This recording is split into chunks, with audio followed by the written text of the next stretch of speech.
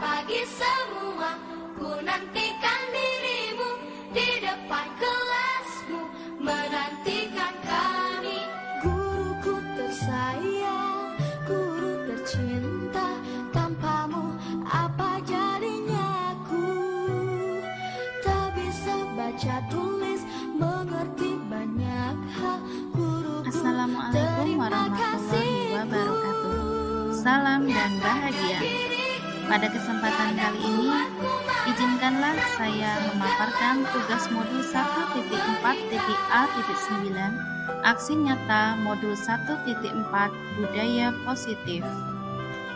Sebelumnya, perkenalkan, saya Nur Hidayah SPD, calon guru penggerak Angkatan 7 SD 2 Kaliputu, Kabupaten Kudus, Provinsi Jawa Tengah, dengan fasilitator Bapak Sudirman SPD MPD dan pengajar praktik Ibu Lina Setiana SPD. Adapun tujuan pembelajaran khusus pada aksi nyata kali ini, yaitu calon guru penggerak dapat menyampaikan pembelajaran dari penerapan konsep inti dari modul budaya positif serta pemahaman mereka mengenai konsep-konsep inti dalam modul budaya positif. Kegiatan aksi nyata kali ini meliputi membuat keyakinan kelas dan diseminasi pengimbasan modul budaya positif di SD 2 Kaliputu. Berikut adalah rancangan tindakan aksi nyata saya. Selamat menyaksikan.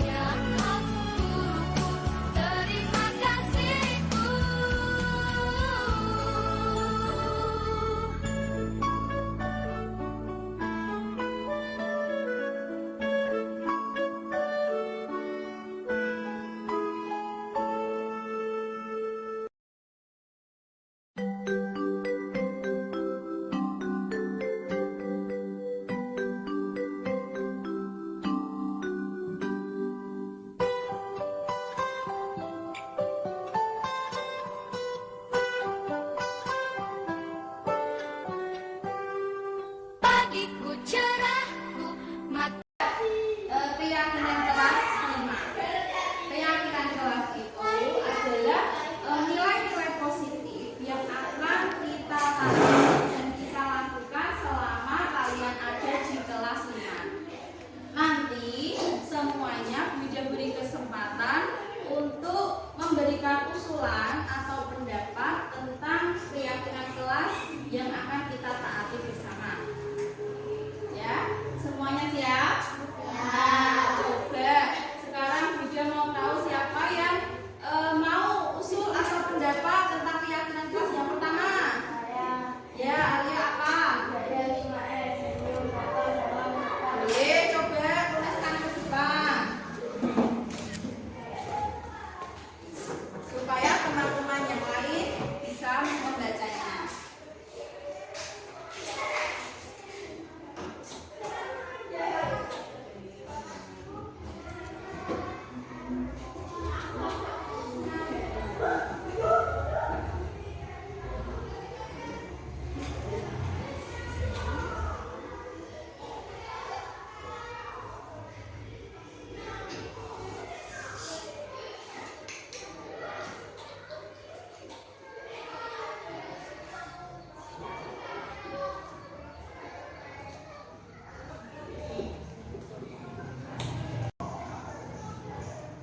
Keyakinan yang pertama dari usulan dari Mas Aryo, budaya 5S, yaitu senyum, sapa, salam, sopan, dan santun. Setuju anak-anak? Setuju.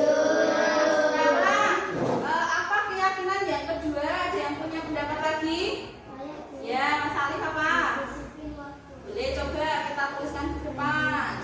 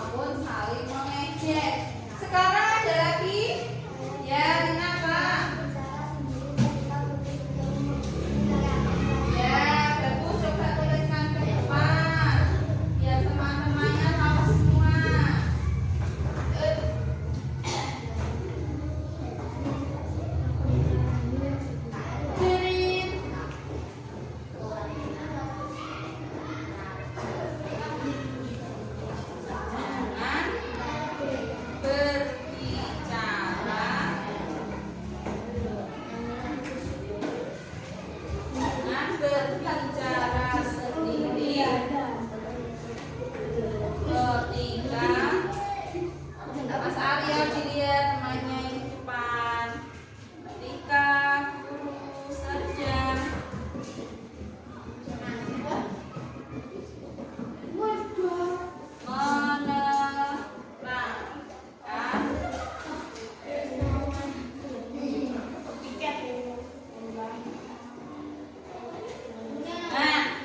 keyakinan yang keenam, jangan berbicara sendiri ketika guru sedang menerangkan pelajaran. Setuju anak-anak? Setuju. Sudah banyak ya keyakinan yang kelas yang kita buat. Jadi dari yang pertama, budaya 5S, senyum, sapa, salam, sopan, dan santun. Keyakinan kedua, disiplin waktu. Keyakinan tiga, selalu menjaga kebersihan dan keindahan kelas. 4. Mengerjakan tugas dengan sungguh-sungguh. 5. Rukun dengan teman dan tidak saling mengejek. Dan 6. Jangan berbicara sendiri ketika guru sedang menerangkan pelajaran. Semuanya setuju dengan keyakinan kelas ini? Nah, diharapkan dengan keyakinan kelas yang telah kita buat, anak-anak selalu mengingat dan menaati keyakinan yang telah kita buat bersama. Ya, setuju ya anak-anak? Selama anak-anak kelas 5 harus melakukan keyakinan kelas yang telah kita buat bersama. Ya, terima kasih. Berikut adalah kesimpulan dari keyakinan kelas 5 yang telah disepakati bersama siswa-siswi kelas 5 SD 2 Kaliputu.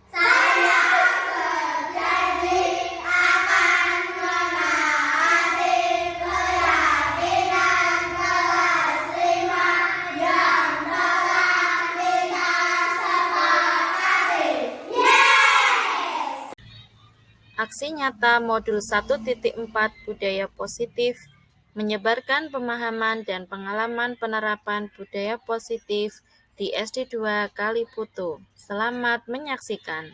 Assalamualaikum warahmatullahi wabarakatuh.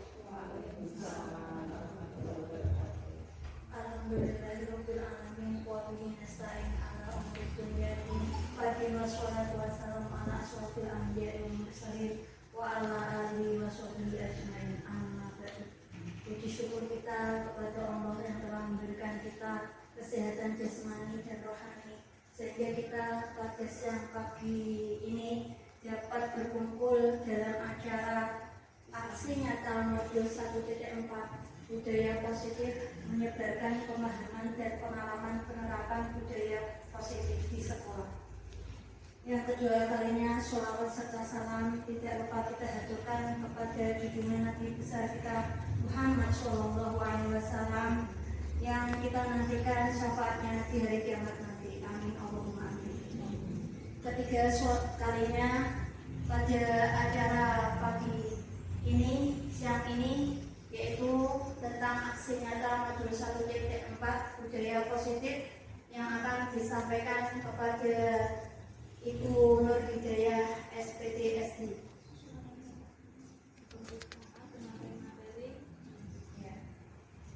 Pada kesempatan siang ini, adapun acara siangnya yaitu pertama pembukaan, yang kedua yaitu langsung penyampaian materi modul 1.4, dan nanti disusul adanya sesi 1 tentang modul 1.4.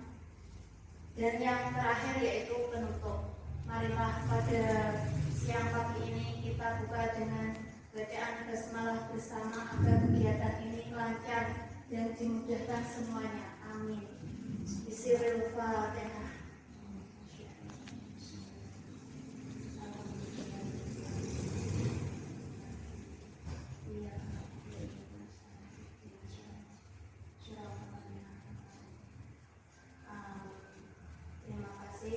Acara yang kedua yaitu penyampaian materi kepada beliau Bu Ida, dipersilahkan.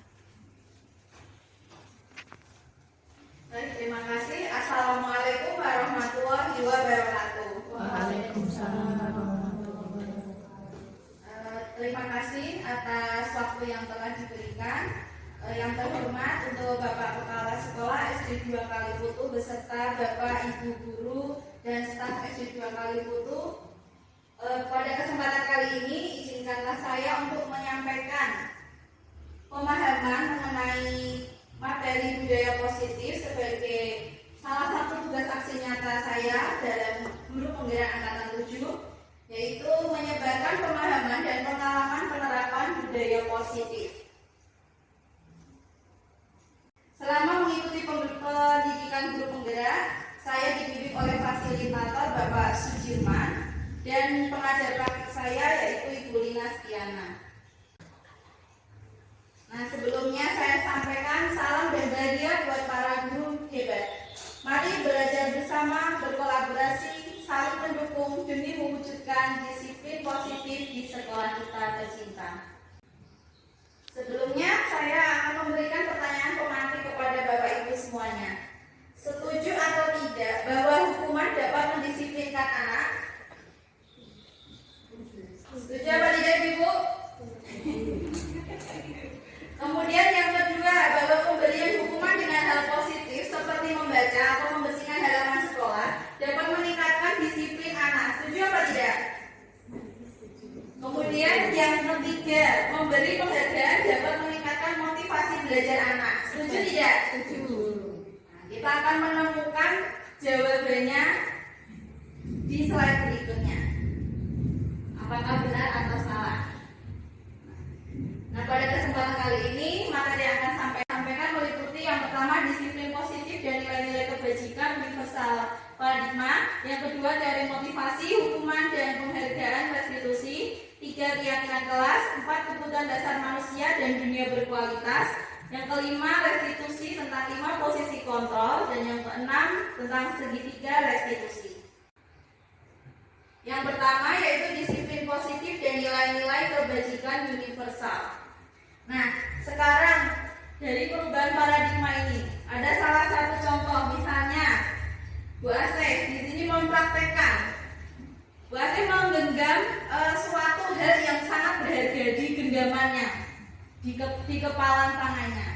Kemudian saya mencoba untuk merayu, menyuap, menghadik, mengancam. Pokoknya saya berusaha untuk meminta Bu Aseh untuk membuka kepalan tangannya. Kira-kira apa yang Bu Aseh lakukan? Apakah mau memberikan buka tangannya atau tetap untuk mempertahankannya? Tetap berusaha mempertahankan. Gimana menurutnya? Sudah merayu. Ya, boleh nggak saya melihat? Ini nanti saya kasih misalnya seperti dari apa gitu. Kira-kira mau tidak Bu Aseh untuk membuka kepala tangannya itu? Karena di situ merupakan suatu hal yang sangat berharga sekali buat Bu Aseh. Mau tidak? Nah, itu ya. Iya. Pasti akan tetap mempertahankannya ya, tidak akan membuka untuk siapapun. Karena itu menurut keyakinannya itu sangat berharga untuk diri kita sendiri. Kita tidak akan membukanya atau memberikan kepada siapapun meskipun dengan berbagai usaha. Nah, di sini perubahan paradigma teori ataupun teori pilihan ilusi kontrol, bahwa ilusi guru mengontrol murid, ilusi bahwa kritik dan membuat orang bersalah dapat menguatkan karakter, ilusi bahwa semua penguatan positif efektif dan bermanfaat, serta ilusi bahwa orang dewasa memiliki hak untuk memaksa. Ilusi. Kemudian perubahan paradigma dari stimulus respon ke teori kontrol.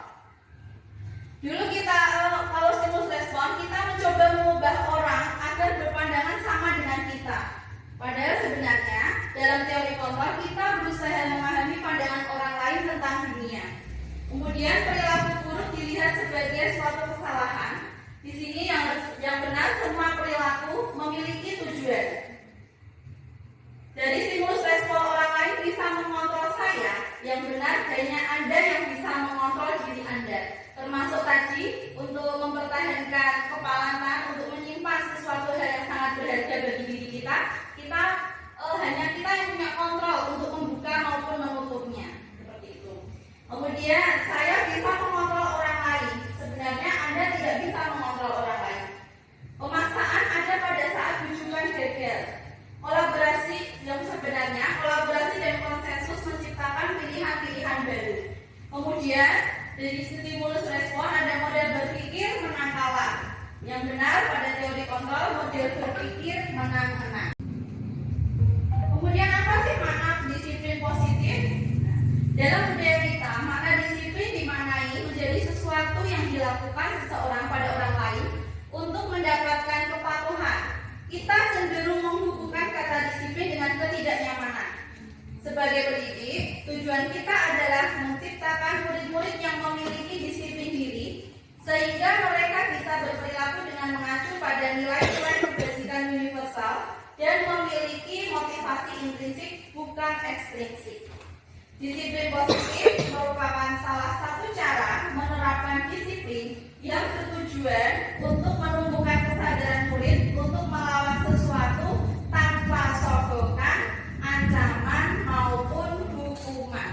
Nah, ini juga berkaitan dengan tadi yang pertanyaan pematrik bahwa hukuman dapat mendisiplinkan anak. Jadi setuju apa tidak tadi? Nah, tidak setuju jawabannya. Ki Hajar Dewantara menyatakan bahwa mencapai kemerdekaan atau dalam konteks pendidikan kita saat ini dan untuk menciptakan murid yang merdeka, syarat utamanya adalah harus ada disiplin yang kuat. Disiplin yang dimaksud adalah disiplin diri yang memiliki motivasi internal. Jika kita tidak memiliki motivasi internal, maka kita memerlukan pihak lain untuk mendisiplinkan kita. Jadi untuk itu motivasinya harus berasal dari dirinya sendiri, bukan karena sogokan, paksaan, penghargaan atau ya. Nah, selanjutnya di sini ada nilai-nilai kebajikan universal, yaitu sifat-sifat positif manusia yang merupakan tujuan mulia yang ingin dicapai setiap individu. Nilai tersebut bersifat universal dan lintas bahasa, suku bangsa, agama maupun latar belakang. Nah, nilai-nilai kebajikan yang ingin dicapai oleh setiap anak Indonesia kita kenal dengan profil pelajar Pancasila. Ada berapa profil pelajar Pancasila, Bapak Ibu semuanya? Ada 6. Nah, yang sudah kita ketahui semuanya. Ada mandiri, bernalar kritis. Yang pertama beriman bertakwa kepada Tuhan Yang Maha Esa dan berakhlak mulia.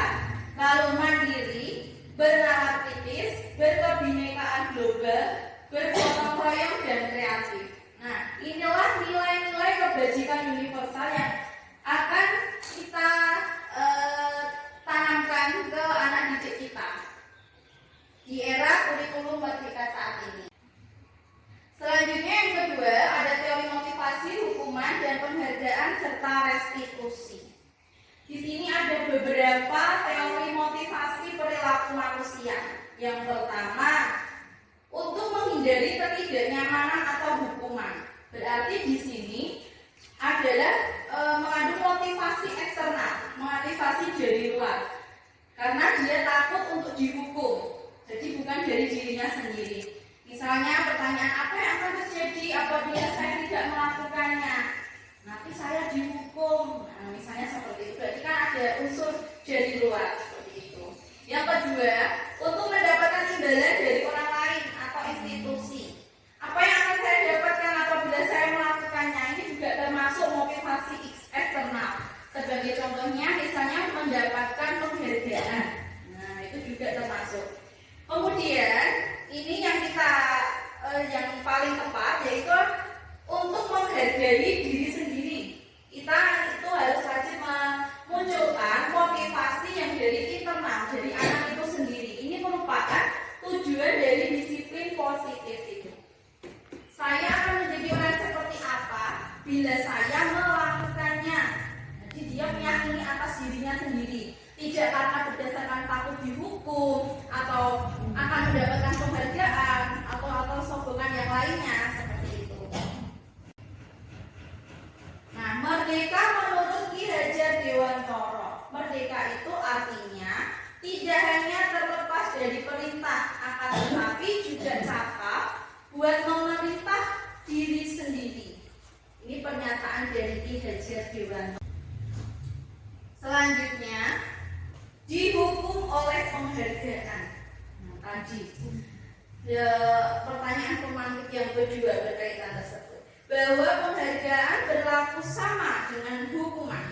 Dalam arti meminta atau membujuk seseorang melakukan sesuatu untuk memenuhi suatu tujuan tertentu dari orang yang diminta, dari orang yang meminta atau membujuk. Dorongannya eksternal dan akan ada faktor ketergantungan. Beberapa dampak dari pemberian penghargaan bahwa pengaruhnya jangka pendek dan jangka panjang. Kemudian penghargaan itu menghukum, karena tadi termasuk motivasi eksternal, tidak dari dirinya sendiri. Kemudian penghargaan mengurai ketepatan, penghargaan tidak efektif, serta penghargaan bisa merusak hubungan. Selanjutnya dihukum oleh penghargaan, bahwa penghargaan dapat menurunkan kualitas, penghargaan mematikan kreativitas, dan penghargaan mengurangi motivasi intrinsik. Selanjutnya di sini ada contoh bentuk program kebajikan atau apresiasi. Dalam memberikan apresiasi pengakuan perlu diingat beberapa hal. Beri pengakuan secara khusus, beri pengakuan secara pribadi, beri pengakuan kepada semua murid secara bergantian, lalu beri pengakuan secara konsisten dan fokus pada proses.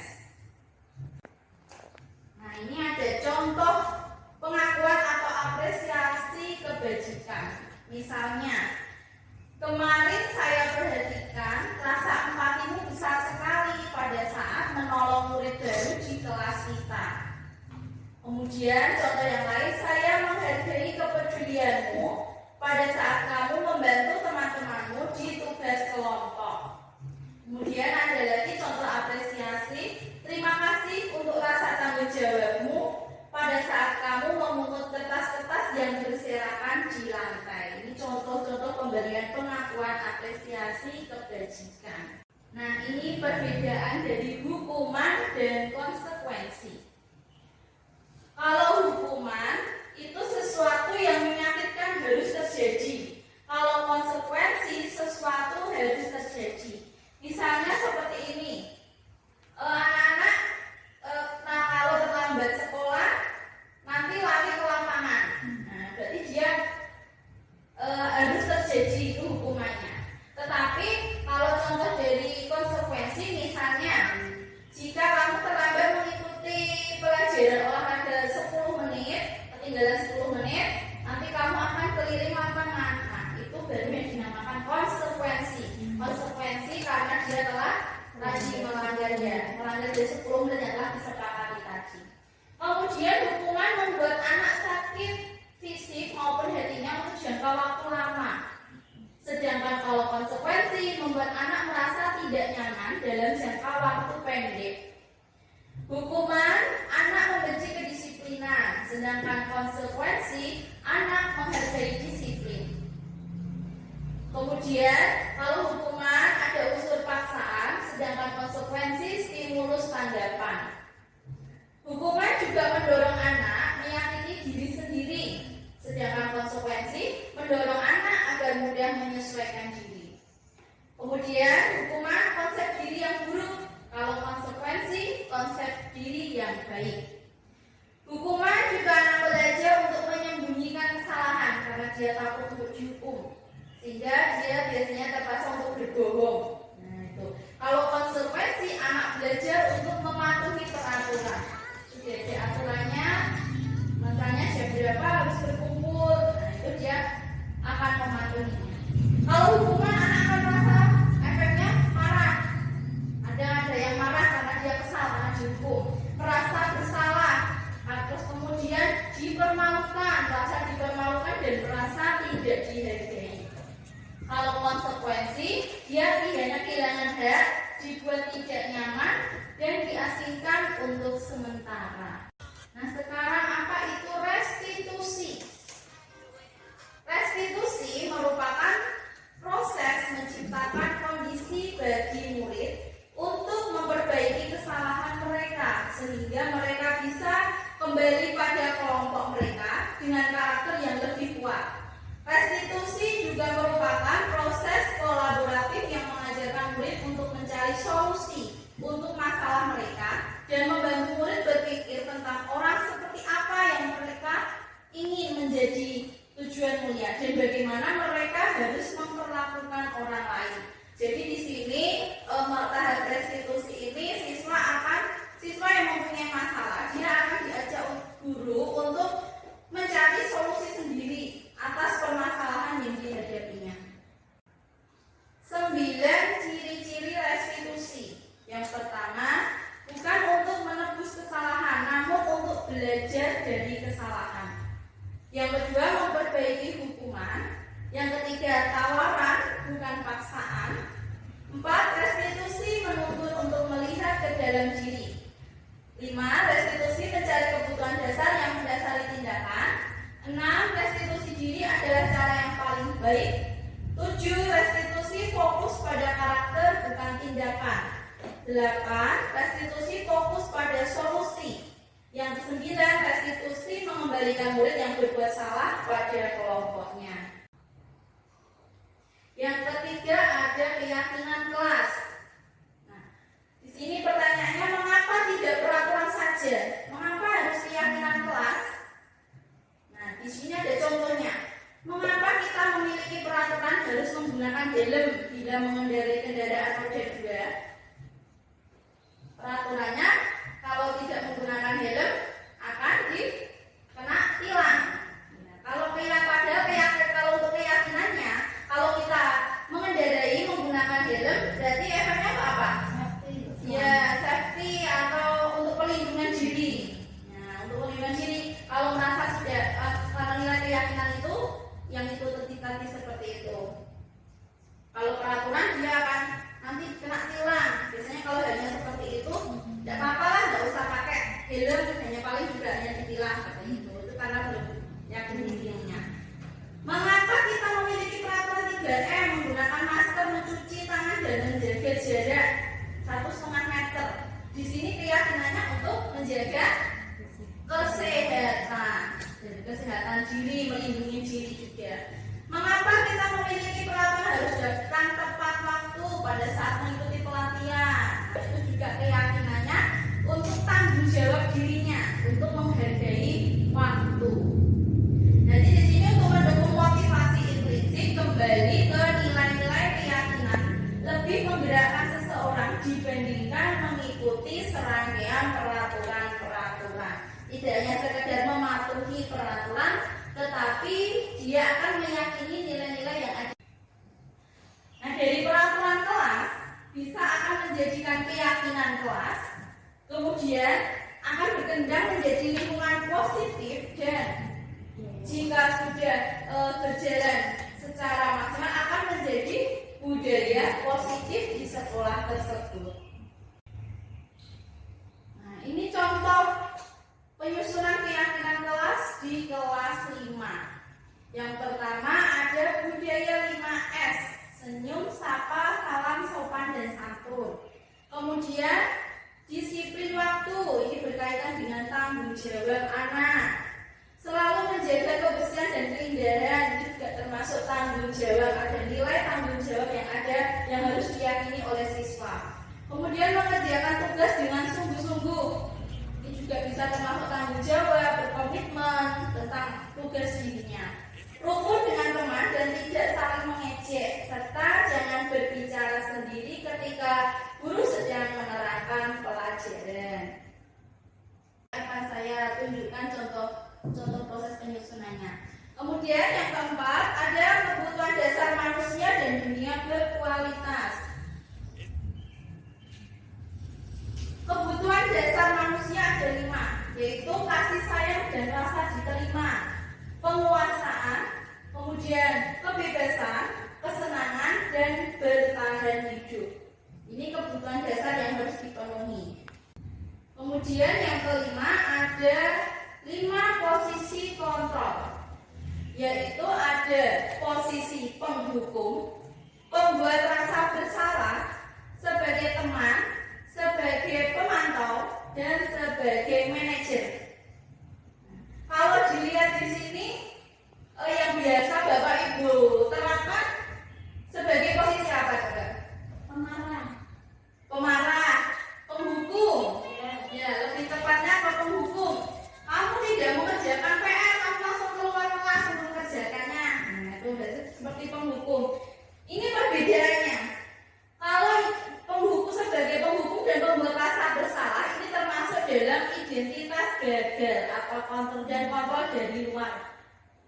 Contohnya gimana?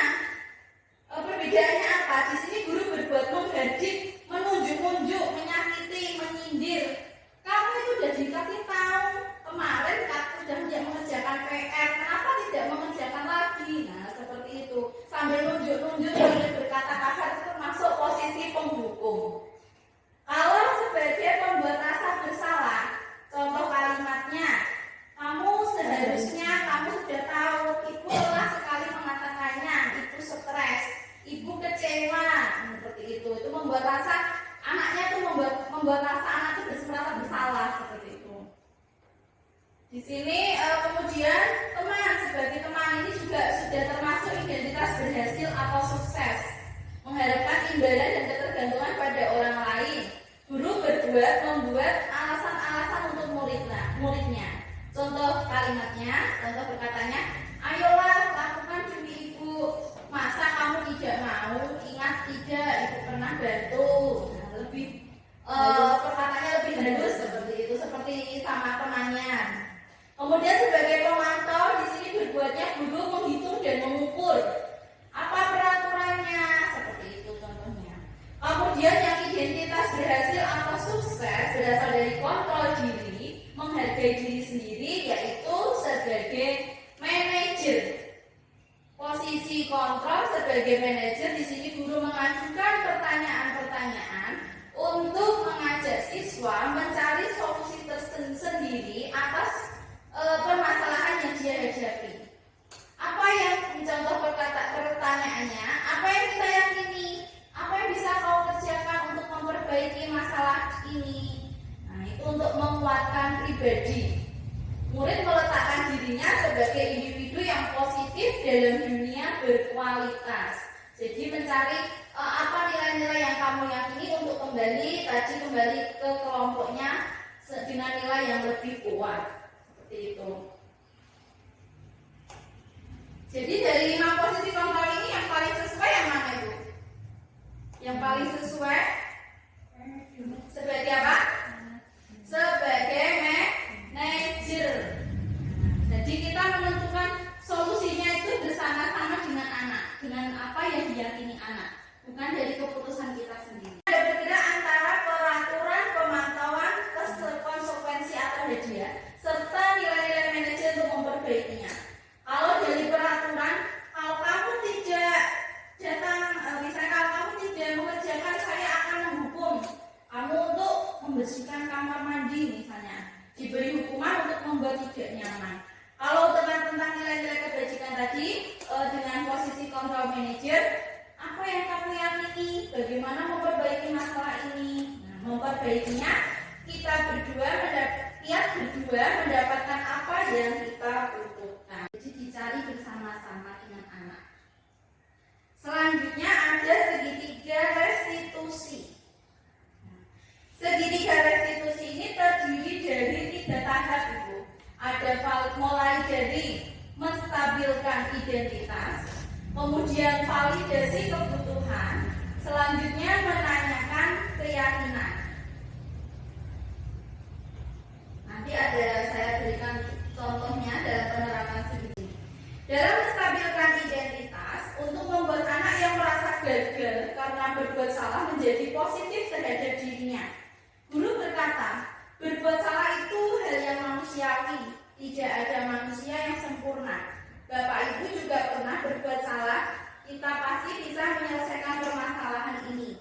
Bapak Ibu tidak tertarik untuk mencari tahu siapa yang benar, siapa yang salah. Bapak Ibu lebih tertarik untuk menyelesaikan masalah.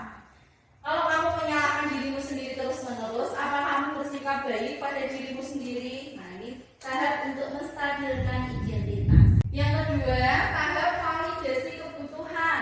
Di sini membantu murid untuk mengenali basic atau kebutuhan dasar yang ingin dipenuhinya ketika melakukan kesalahan itu. Tadi, entah misalnya dia mengejek temannya untuk memenuhi kebutuhan dasar sebagai penguasaan, tadi salah satunya. Dia merasa dianggap berkuasa di kelasnya. Nah, misalnya seperti itu. Ini dapat membantu murid untuk mengenali kebutuhan dasar yang ingin dipenuhinya itu apa atas kesalahannya tadi. Pada dasarnya setiap tindakan manusia tujuannya adalah kedewasaan, kebebasan, kasih sayang dan rasa diterima, kesenangan dan bertahan hidup. Contoh perkataannya, kamu bisa saja kan melakukan hal yang lebih buruk, tapi kamu tidak melakukannya kan? Kamu pasti punya alasan mengapa melakukannya. Kita tanya dulu, apa alasan anak melakukan kesalahan itu? Apa yang penting bagi kamu? Kamu boleh tetap berusaha menjaga sikap itu, tapi tambahkan sikap yang lain yang baru. Maukah kamu belajar cara lain untuk mendapatkan yang kamu butuhkan tanpa harus memukul? Apakah kamu bisa melakukan dengan lebih baik besok lagi? Selanjutnya, tahap yang ketiga yaitu menanyakan keyakinan. Di sini anak melihat kesalahannya, kemudian dihubungkan dengan norma sosial dan nilai-nilai yang mendasari manusia berinteraksi dengan orang lain. Contoh perkataannya, apa nilai yang kita percaya di kelas atau sekolah kita? Nilai-nilai universal apa yang telah kita sepakati? Kelas yang ideal itu seperti apa sih? Kamu ini jadi anak yang seperti apa? Nah, tanyakan apa keyakinan nilai yang diyakini dia itu seperti apa. Apa yang kamu rasakan ketika kamu melakukan itu? Kamu menjadi orang yang seperti, kamu mau menjadi orang yang seperti apa? Kita arahkan. Sebelum mencari solusinya, kita tanyakan apa sih nilai-nilai yang diyakini dia, lalu dia ini seperti apa sesuai dengan keinginannya. Nah, demikian materinya. Sebentar akan saya tunjukkan contoh. Nah, ini juga salah satu contoh mengatasi budaya positif yang saya lakukan di kelas 5. Saya biasanya itu anak didik saya sering mengejek nama orang tua. Dulunya sering mengejek orang tua dengan nama panggilan orang tuanya seperti itu. Satu ngejek, satu gantian. Seperti itu terus di kelas saya kasih tahu juga masih ada seperti itu. Kemudian saya mempunyai inisiatif mencoba membuat mencari tayangan, memberikan tayangan tentang perundungan atau bullying.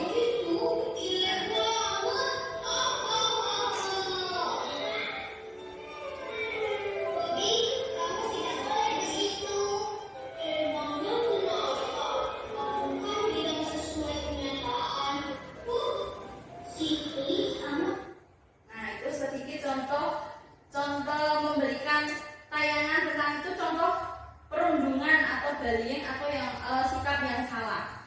Kemudian saya menanyakan, berarti kalau seperti itu,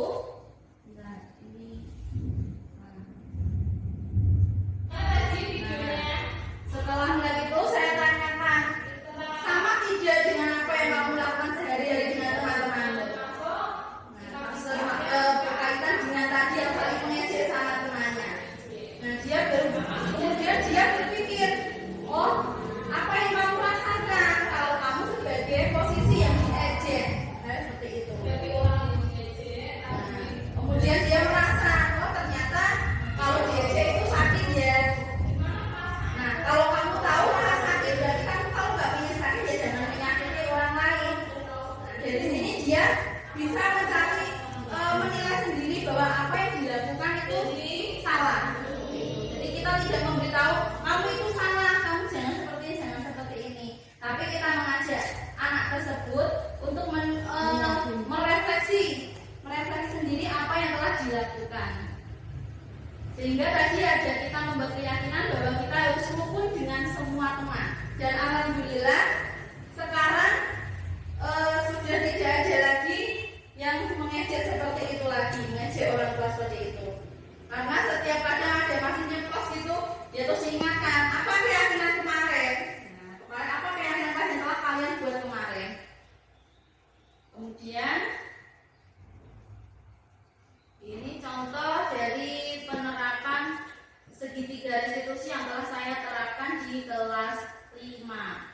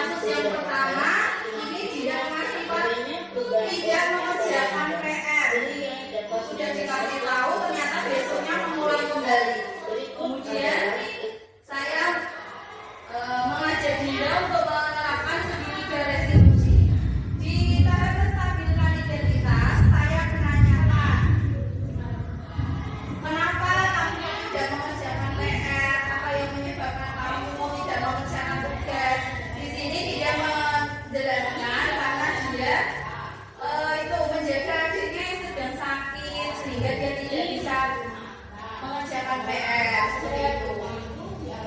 Ya, tetapi kita tidak langsung menyalahkan, kita juga menstabilkan.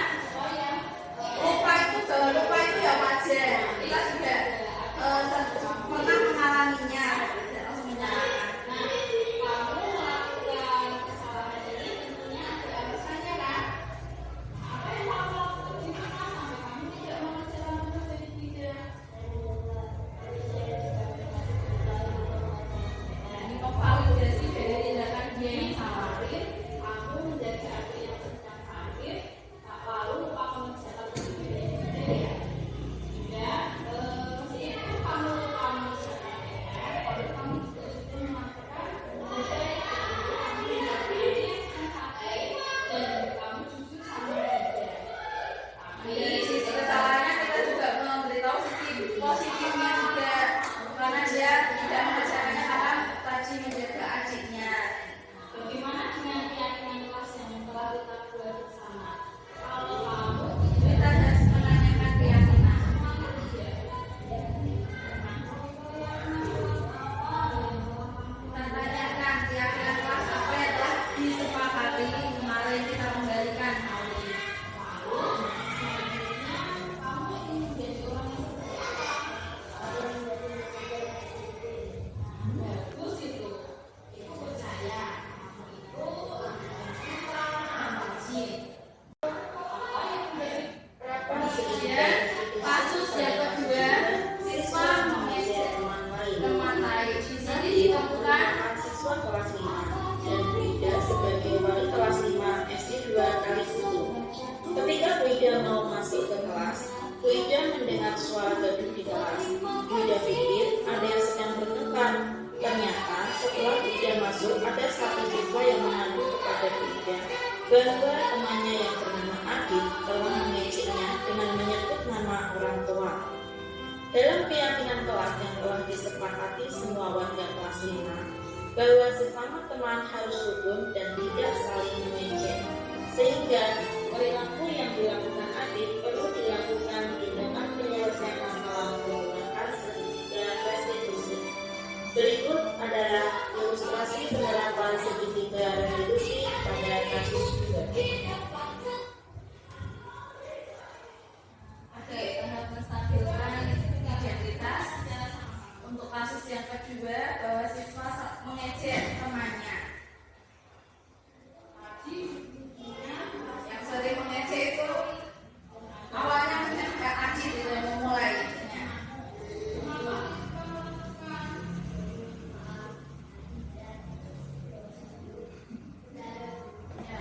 Dia merasa bercanda karena ingin memenuhi kebutuhan dasar manusia, tapi salah satunya adalah kesenangan. Dia merasa senang, merasa puas kalau dia bisa mengejek orang lain seperti itu.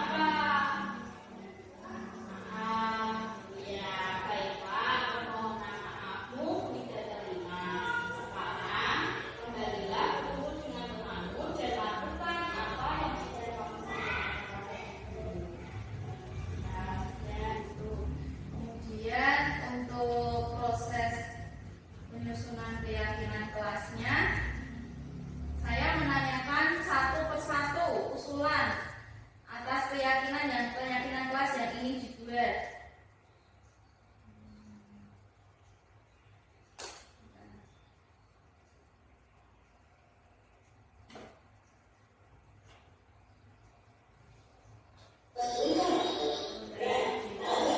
menanyakan satu persatu, setiap siswa membuat satu keyakinan kelas yang telah kemudian kita diskusikan bersama apa saja nilai dari keyakinan kelas yang akan kita sepakati. Kemudian dia berjanji untuk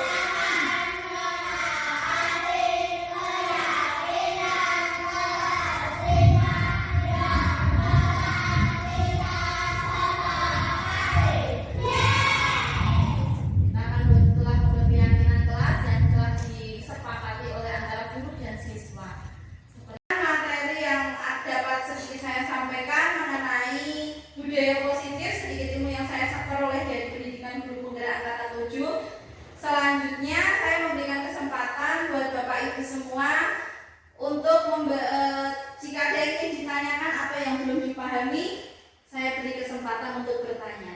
Silakan. Ya, monggo berarti. Assalamualaikum warahmatullahi wabarakatuh. Waalaikumsalam warahmatullahi wabarakatuh. Terima kasih atas waktunya. Ya. Tadi ada hal yang disampaikan oleh Bu Ida, yaitu mengenai hukuman membuat anak sakit untuk jangka waktu yang lama dan konsekuensi jangka waktu pendek. Itu maksudnya gimana ya Bu Ida? Ya, terima kasih atas pertanyaan yang diberikan kepada saya. Lagi saya bukakan kembali antara perbedaan hukuman dan konsekuensi ya, berkaitan dengan itu.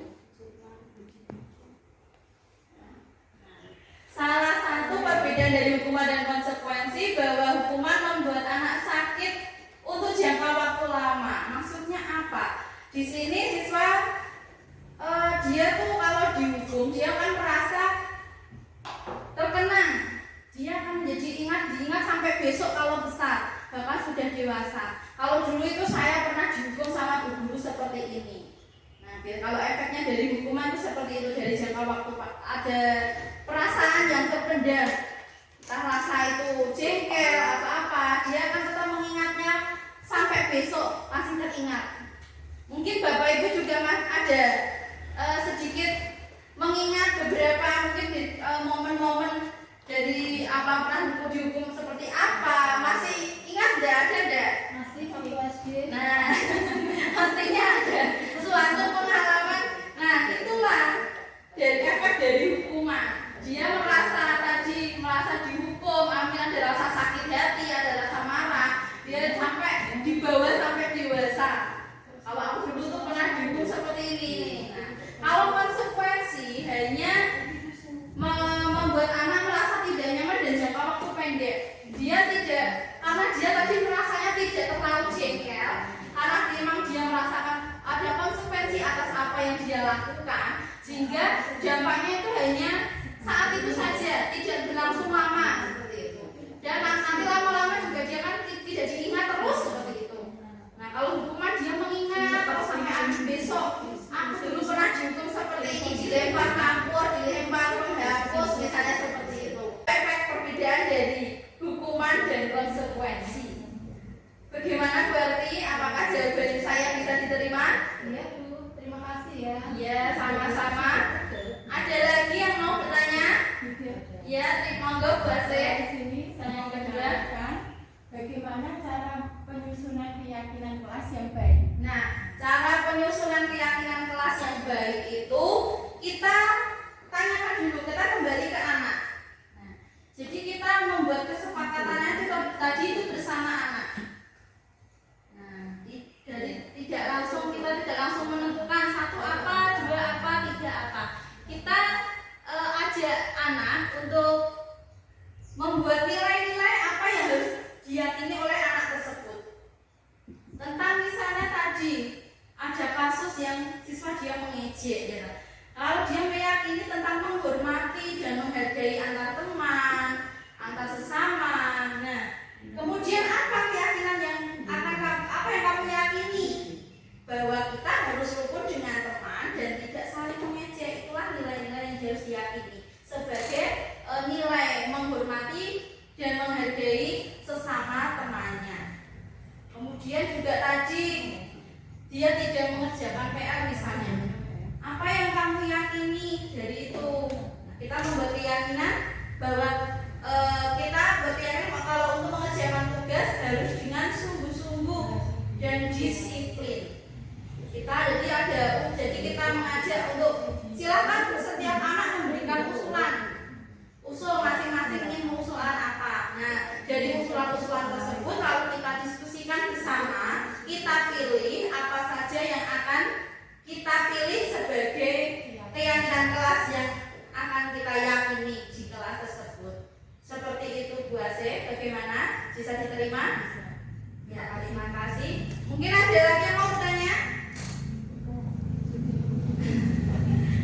Sudah cukup ya? Nah, demikian yang dapat saya sampaikan. Kurang lebihnya saya mohon maaf. Wassalamualaikum warahmatullahi wabarakatuh. Waktu saya kembalikan ke moderator.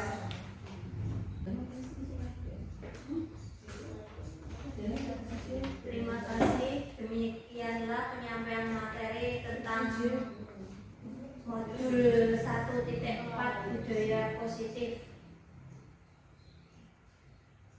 Kemudian mari kita tutup penyampaian materi acara pada siang pagi hari ini dengan bacaan basmalah dan alhamdulillah bersama. Alhamdulillahirabbil alamin.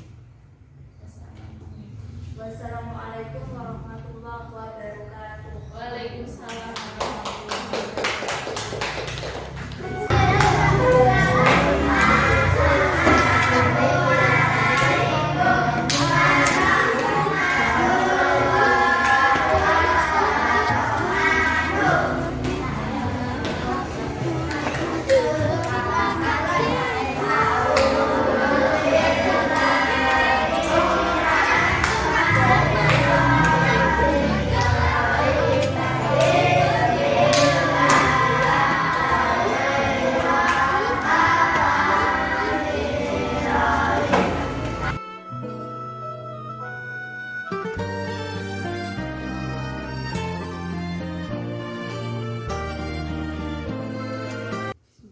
Assalamualaikum warahmatullahi wabarakatuh. Saya Bapak Maskat Sarjana Pendidikan selaku Kepala SD 2 Kaliputu. Kegiatan diseminasi budaya positif yang telah dilakukan oleh Ibu Nuridaya SPD ini sangat baik dan bermanfaat bagi rekan-rekan guru di SD 2 Kaliputu karena nilai-nilai budaya positif saat ini sudah mulai luntur. Budaya yang berkarakter sudah berkurang, sehingga dengan adanya diseminasi budaya positif ini sangat baik bagi kita, dan saya selaku Kepala Sekolah SD 2 Kaliputu berharap pada guru-guru SD 2 Kaliputu dapat menerapkan budaya positif dan posisi kontrol sebagai manajer di kelasnya masing-masing. Demikian yang dapat saya sampaikan. Semoga Ibu Nuridaya SPD dapat mengikuti pendidikan guru penggerak ini sampai lulus. Terima kasih. Wassalamualaikum warahmatullahi wabarakatuh.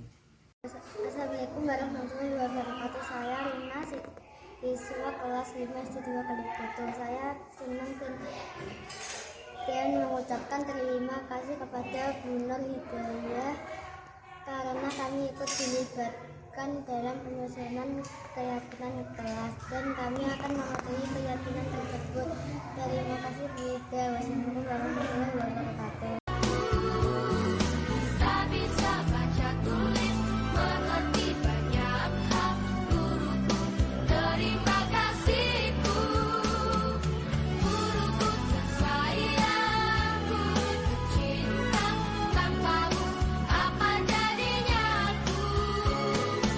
Demikian kegiatan aksi nyata tentang modul budaya positif yang telah saya laksanakan.